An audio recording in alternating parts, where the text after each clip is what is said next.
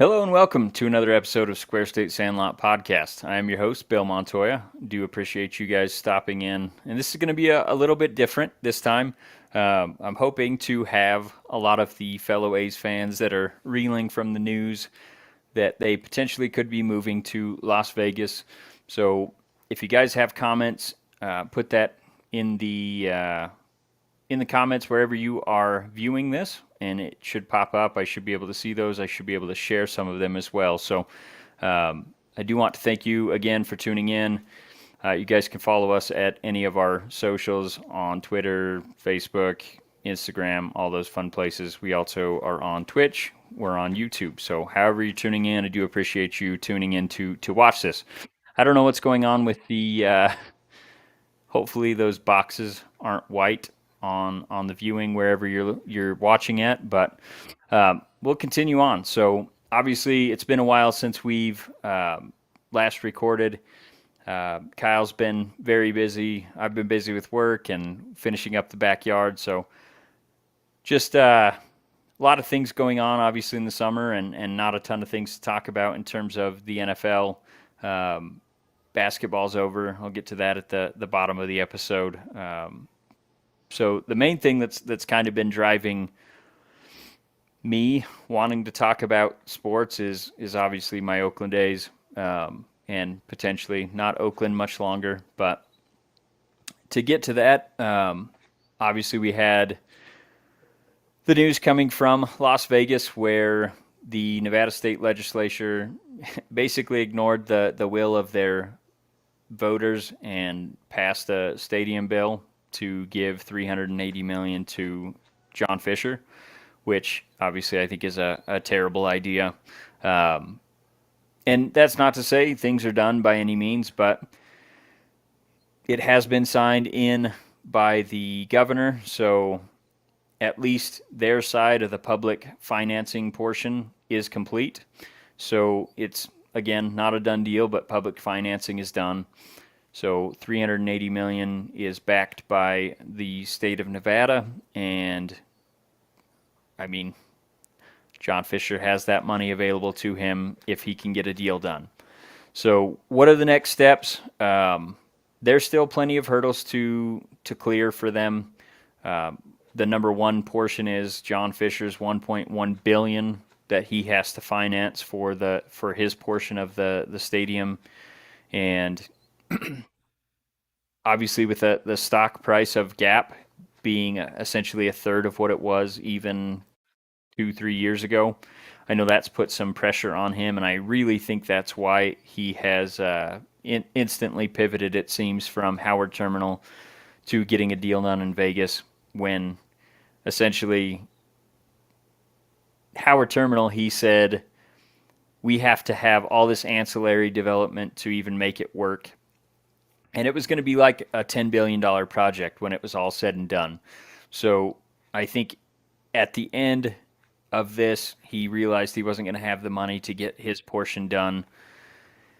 And so they quickly pivoted to Las Vegas, where they get a free handout, a tiny stadium on that's not even going to be theirs. It's going to be publicly owned. They're going to lease the stadium. The land that they were given by Bally's Corporation they were sold it for $1, but they only get 9 acres of that 34-acre plot. So it's, I don't know, a 9-acre stadium that's going to have a retractable roof, because in the middle of June, July, August in Las Vegas, especially if you're having those games at 4:30 p.m., it's going to be 110 degrees outside. So you have to have that retractable roof, which is obviously going to be a good portion of the price of the stadium, which is right now stated at $1.5 billion for the total project.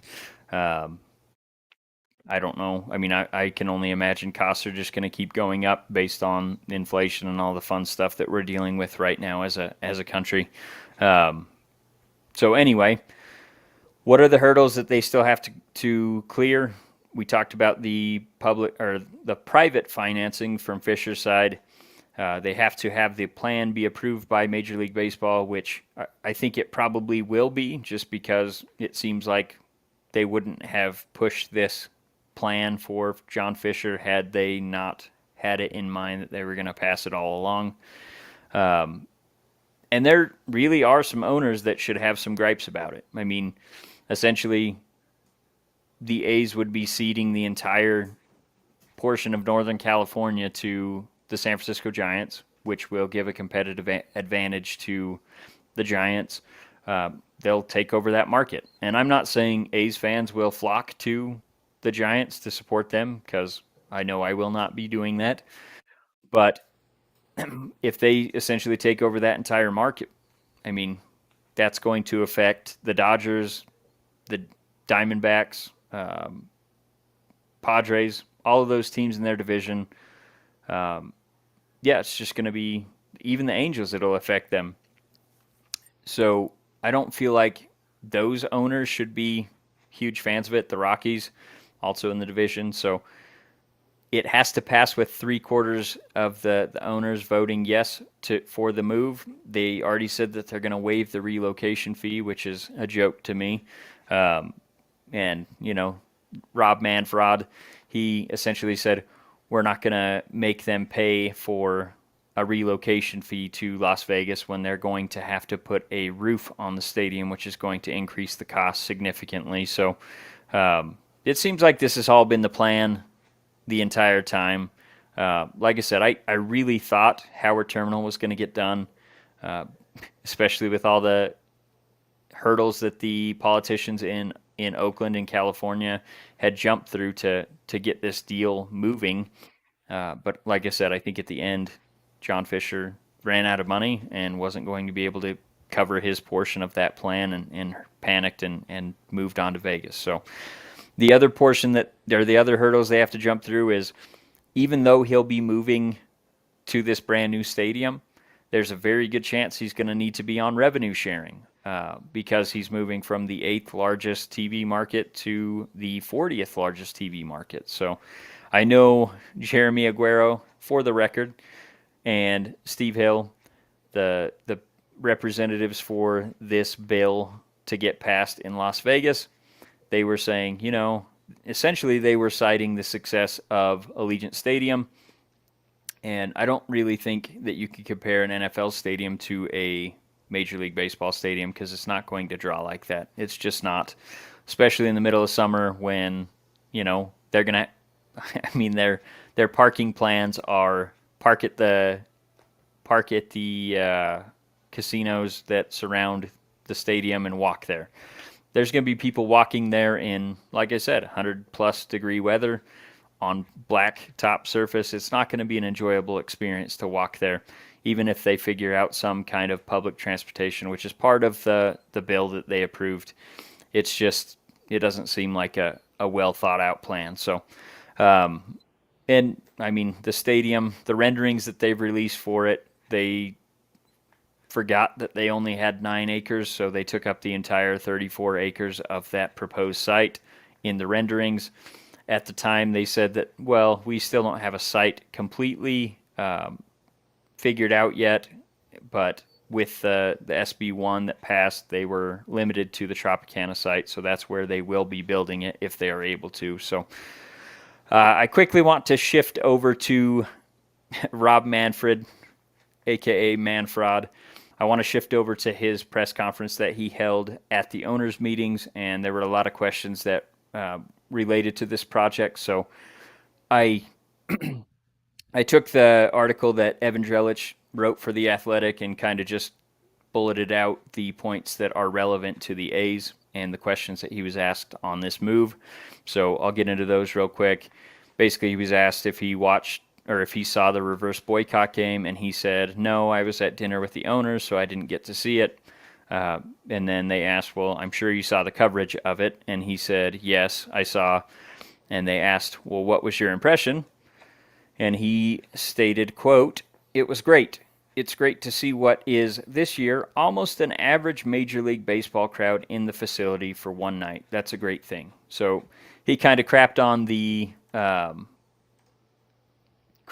crapped on the fans that showed up, organized this reverse boycott, did $30,000+ giveaway, giving away the shirts that said "sell" to the owner, um, and then the A's tried to spin that in their favor by giving away the ticket sales to some local nonprofits, and basically said, yeah, like, you guys did this, but here's what we did with this movement, and tried to take it over. So anyway, what I took from that statement from Rob Manfred is he's trying to minimize what the fans did with that reverse boycott, by saying it was a almost major league average baseball crowd in the facility for one night.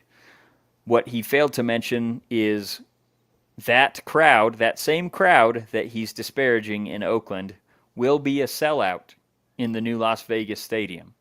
And not only is that the sellout, they would also need 81 of those for every single home game in that stadium for the math to work for them to succeed. And I don't know if you know this, but the the Oakland A's are currently the worst team in baseball. They had overtaken the Royals by 1/2 a game after they had their 7-game win streak, but they lost the last 2, and it looks like they're probably going to lose tonight, so they will hold on to the worst team in baseball at least for another couple nights.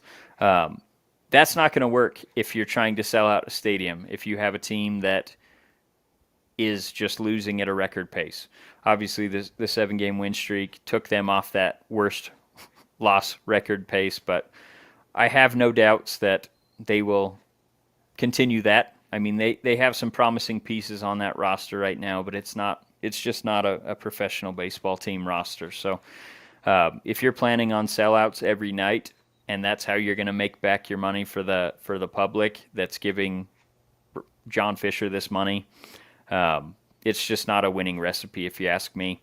And the fact that the politicians didn't even ask these questions to John Fisher or Dave Kaval, it's pretty disheartening. And like I said, they're counting on 81 sellout games of the home games, and then they're also counting on, I think it was 11 other events that they would have in the stadium, such as Monster Jam. They said potentially 2 hockey nights, which I don't know why they would have hockey nights there unless it's not going to be the Golden Knights, because the Golden Knights already have a stadium there, so they would probably want to play in their own stadium rather than the A's. So maybe they'll do a midwinter classic or something and host 2 neutral teams in the A's stadium. I don't know what they're planning on doing, but it seems like a very half-baked plan. So anyway, getting back to what Rob Manfred said, I guess I should mention every night's not going to be a sellout in Vegas, and the thing that hurts them so bad is when they have the smaller teams like the Rays coming into town and they only draw 10,000 people, they can't make up for that when the Yankees, the Dodgers, a lot of those bigger teams that have those fans that travel, or they already exist all over the nation because they actually put money into their team. They're not going to be able to capitalize on that because they don't have the higher capacity stadium to make up for. So, like if they were to play in Allegiant Stadium with 60,000 seats, when they had the Dodgers in town and the Yankees in town, they could fill up those 60,000 seats to help offset that 10,000 they only drew when the Guardians or the Rays are in town. So it's really just, the math is not going to work in Vegas for them to have the best case scenario. It's just not, no matter what they say. And all the economists say it's not going to work out. So, but you have a guy with a hotel degree telling you it's going to work, so we believe him. But anyway, back to Rob Manfred. He was asked, what kind of sense have you gotten from the owners in your kind of informal conversations this week about how they feel about a potential move? It's not really sneaking up on anyone. And he said, it has always been baseball's policy and preference to stay put. I think that always colors any conversation about relocation. Having said that, I think the owners as a whole understand that there has been a multi-year, pushing a decade effort for where the mass majority of that time the sole focus was Oakland. Look, believe me, and I hear from them, I feel sorry for the fans in Oakland, which I'll continue the quote here in a second, but I don't feel like Rob Manfred actually has feelings and has no idea how to speak to the media. So this quote, this portion of the quote so far is a joke to me, but I'll continue. He said, I do not like this outcome. I understand why they feel the way that they do. I think the real question is, what is it that Oakland was prepared to do? There is no Oakland offer, okay? They never got to a point where they had a plan to build a stadium at any site. And it's not just John Fisher. You don't build a stadium based on the club activity alone. The community has to provide support, and at some point you come to the realization it's just not going to happen. So let's unpack that quote. Obviously, most of that is a lie. And I don't know what my camera's doing right now. I'm going to switch over here real quick because it is freaking out. Anyway, back to the quote. He said all that stuff, which, like I said, makes no sense. There's clear effort in Oakland. And so the mayor of Oakland, Mayor Sheng Tao, released a statement. In response, she said, "This is just totally false. There was a very concrete proposal under discussion, and Oakland had gone above and beyond to clear hurdles, including securing funding for infrastructure, providing an environmental review, and working with other agencies to finalize approvals. The reality is the A's ownership had insisted on a multi-billion-dollar 55-acre project that included a ballpark, residential, commercial, and retail space. In Las Vegas, for whatever reason, they seemed satisfied with a 9-acre leased ballpark on leased land. If they had proposed a similar project in Oakland, we feel confident a new ballpark would have already been under construction. Oakland showed its commitment to the A's, and that is why the A's belong in Oakland." So what the mayor said is essentially, we already had a site proposed.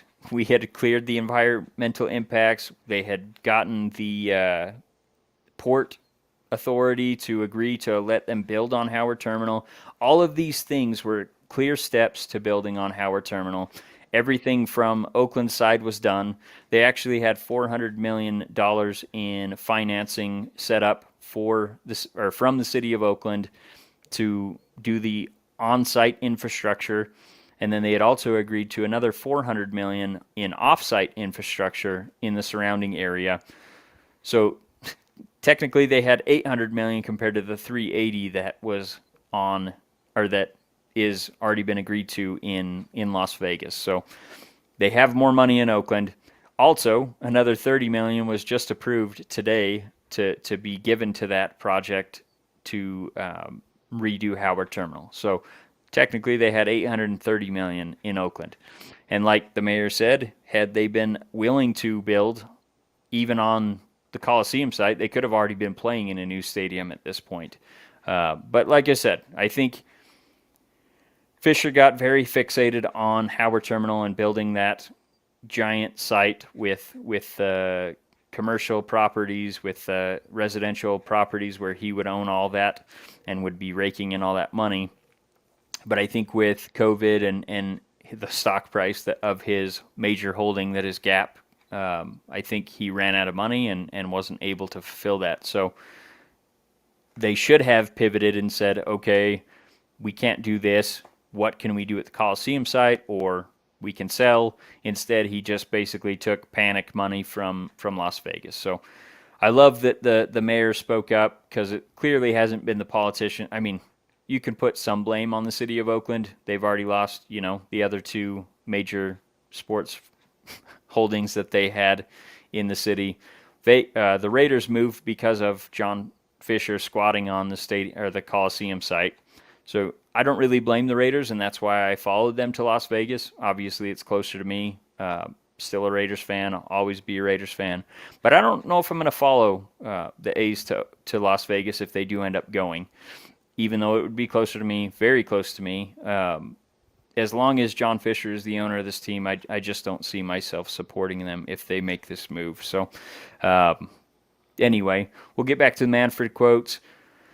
He basically was asked, do you think this is the best team that John Fisher could be fielding in Oakland? And he said, I don't make judgments about how people put their teams together. It's not appropriate for me to do, when in fact it is, because, they talk about they want the best product to be on the field for Major League Baseball, and that's just not what's happening right now. So he essentially is looking the other way while Fisher is pocketing this money from revenue sharing and uprooting a team from where they belong to wherever would give him the most public financing. So anyway, I read an article today by Tristy Rodriguez from NBC Sports Bay Area, where essentially she was just citing an appearance by David Sampson, a former executive of the Marlins that worked on the Marlins getting a new stadium back in, I believe it was 2016 when they got that built. So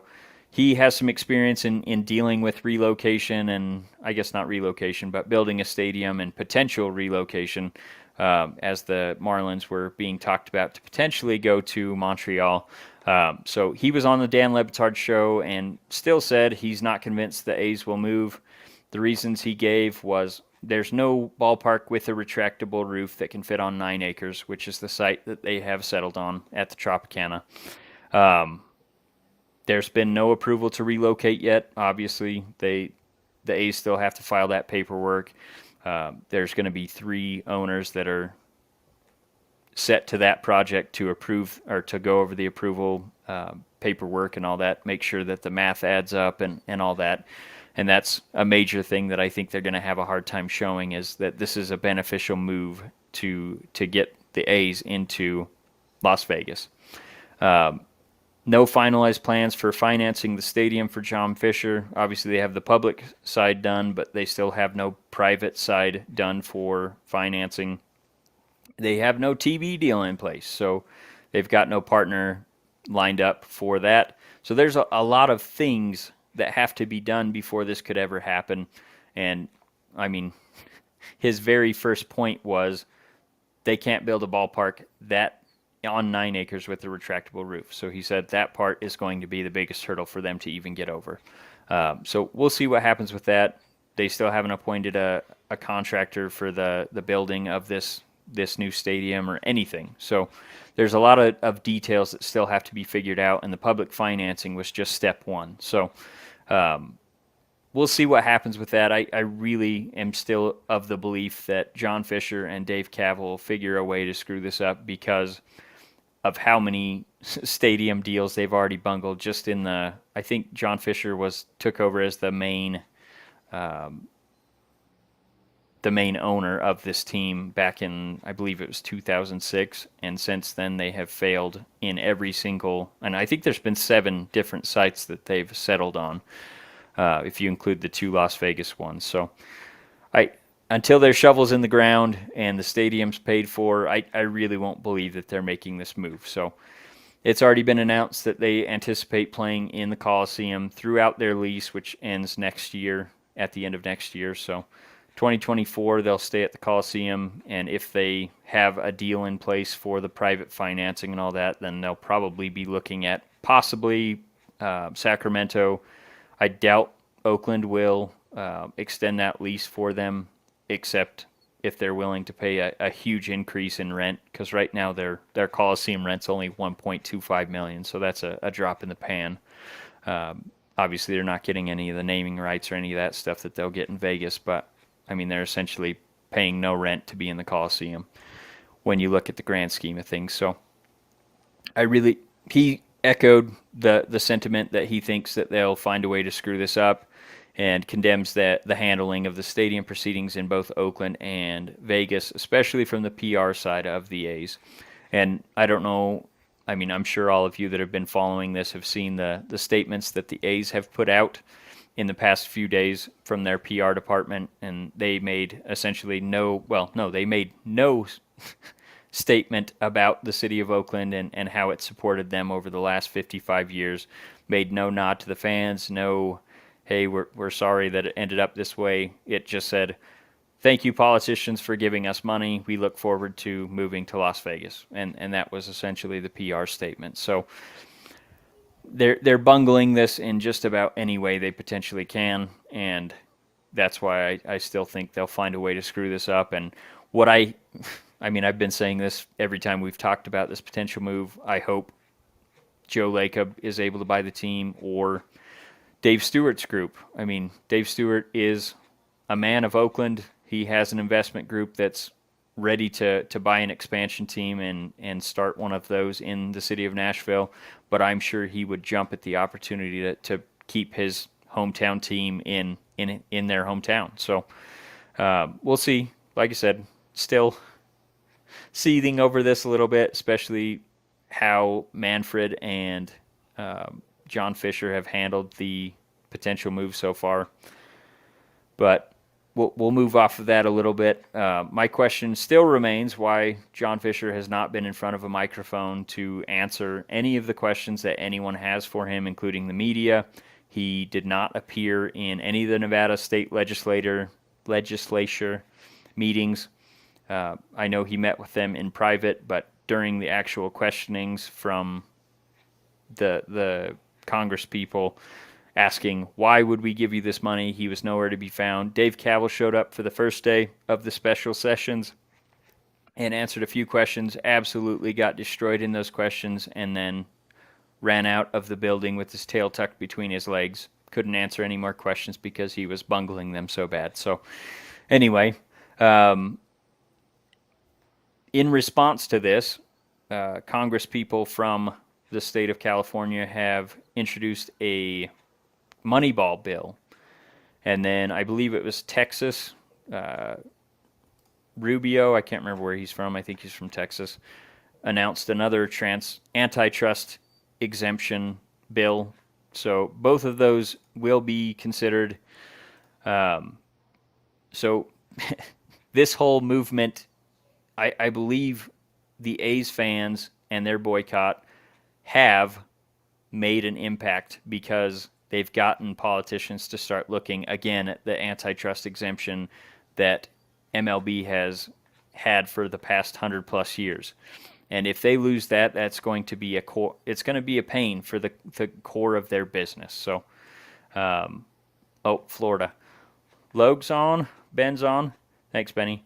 Yeah, so we'll see what happens. I really am thinking that at some point the owners are going to say, this is really bad for us to be in this spot where we potentially lose our antitrust exemption, where they've been able to underpay minor leaguers for the past 100+ years, and basically keep their labor stuff all in the side of the owners. So we'll see what happens. I'm very interested to see where this process ends up, and I'll move off of that for now. I mean, I'm on 30 minutes talking about my A's and their potential relocation to Las Vegas. So all I will say is buckle up, A's fans. I don't think we're at the end of this process at all. So I will mention, just before we move off of baseball, that as of the start of the podcast, when I started recording, the Pirates were still holding on to first place. So Kyle should be happy about that. Division, that division is so bad that I really think it might be one with the losing record. I think the Pirates are one game above 500, sitting at like 34-33. Last I saw, they were actually losing, so they might be at 500 by the end of this podcast. So, Kyle, I'm watching them. I've definitely paid a lot more attention to the Pirates than the A's on the field this year. So it kills me where the state of the A's right now. But Pirates are doing well. Love seeing Mitch Keller, the way he's pitching. I mean, they've got some exciting young players. They obviously extended Brian Reynolds earlier this season. I think they are building in the right direction, and they are potentially the team that I'm looking at, switching my affiliation to if the A's move to Las Vegas. But the thing that scares me about them, and Kyle knows this better than anyone else, their owner is almost as bad as John Fisher. He tries to keep the payroll as low as possible. He has his brand new stadium that is, I've never been there, but I think without having been there, it's the number one stadium in all of Major League Baseball. So I will get there one day, and I look forward to seeing that in person. But nutting is real bad. So, um, and then I will just mention, I think this should make any fan base very apprehensive of getting too attached to their local team, because MLB has shown, and Commissioner Manfraud has made it very clear that they want a public-private agreement for every single stadium. They've already threatened to move Milwaukee if they don't improve their stadium.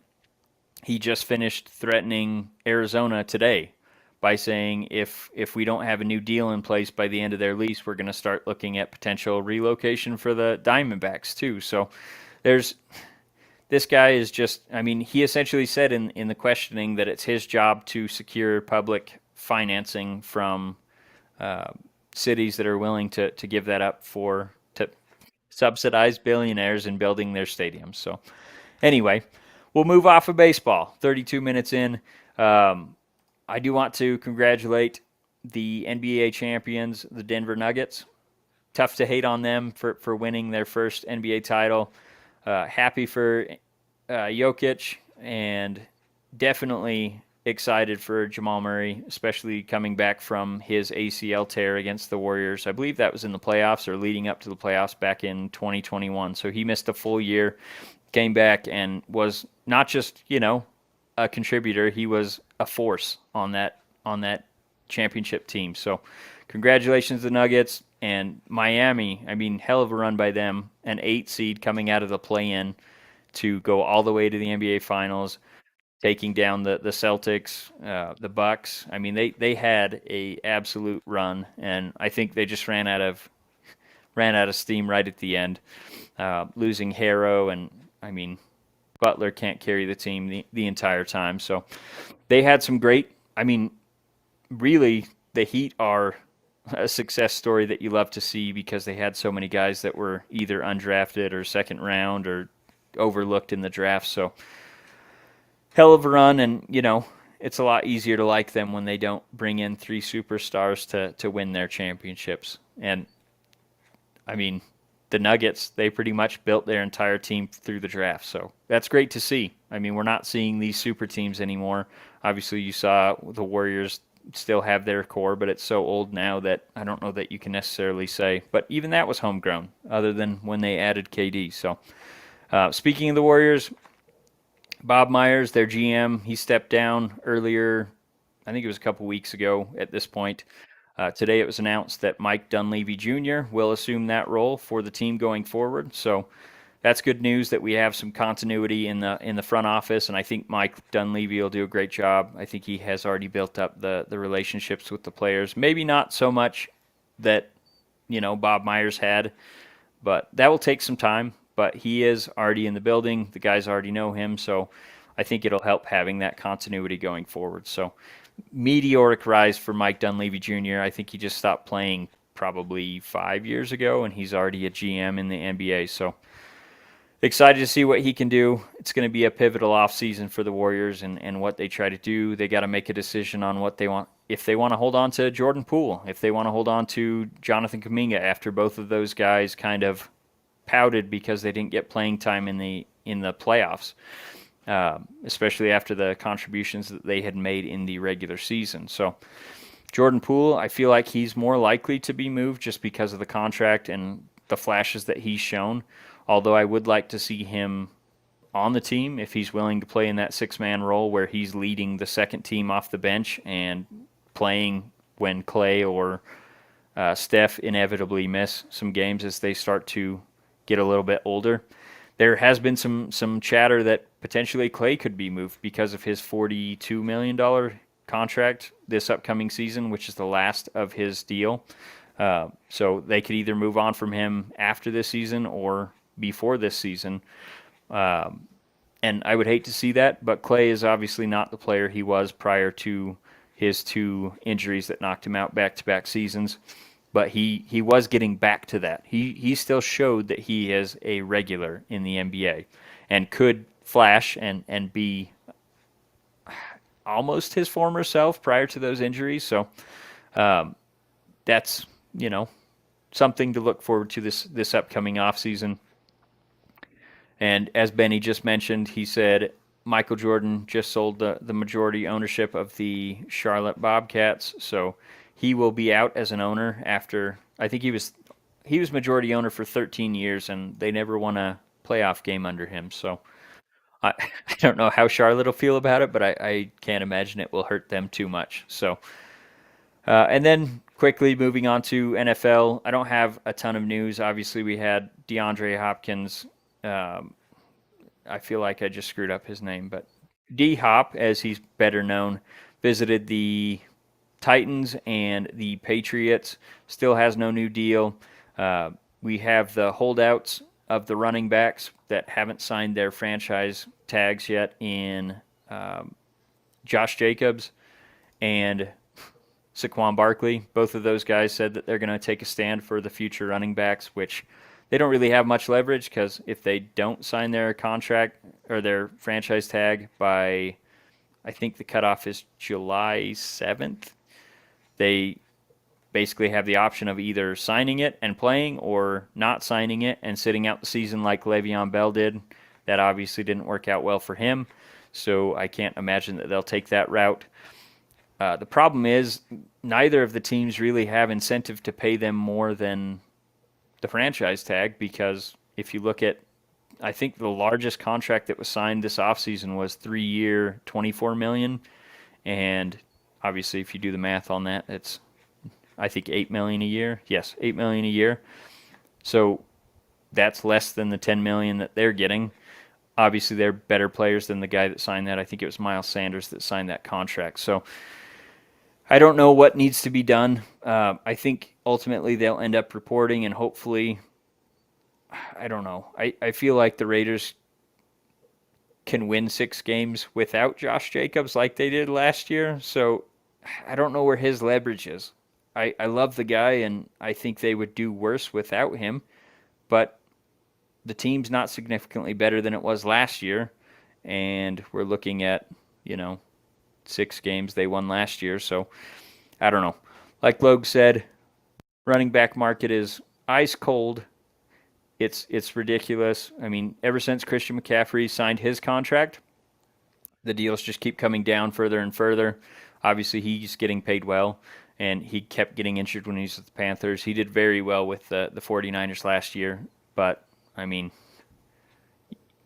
you just take a huge risk when you sign a running back to a long-term deal because there's a very good chance that they're not going to play well throughout the entire length of that contract. So I think what needs to be done, which can't be done until the new CBA, which is the current CBA goes through I think the year 2030, so you're looking at 7 more years of the current setup. But I think what probably needs to be done is they need to cap the running back contracts at 3 years for their rookie deals and not give the teams the options to extend that past the fourth or fifth year. So essentially, if they perform well in the first 3 years, well, if you want to keep them, you got to extend them past that 3 years at a new deal, or you got to make the franchise tag hurt more. Um, and I don't know what the answer to that is, but maybe you average the top 5 from every position other than quarterback, so it's not completely unreasonable, but that would get them probably up in the 20 million range for 1 year if you've tagged them. So again, none of this can be done until the CBA is expired and they're working on a new one. So in the meantime, it makes sense that the running backs stand up for a better deal for their teams, but I really don't know what the answer is. So anyway, with that being said, the Raiders they're I don't know. I don't know what's going to happen. Jimmy G had surgery in March and still is rehabbing. That's why they signed that amended contract and postponed his press conference with the team another day when they were going to announce that signing. I don't know. A lot of things going on with the Raiders. We'll see. It's way too early to speculate. coaches aren't worried about Jimmy G, so I don't think we should be. But obviously, we'll see what happens with that. So I'm going to cut it here. I do want to thank you guys for tuning in. And if you guys have any questions for us, go ahead and get them in. We'll read them on one of our mailbag episodes where we answer a lot of those questions. Look forward to speaking to you guys in the future. Take care.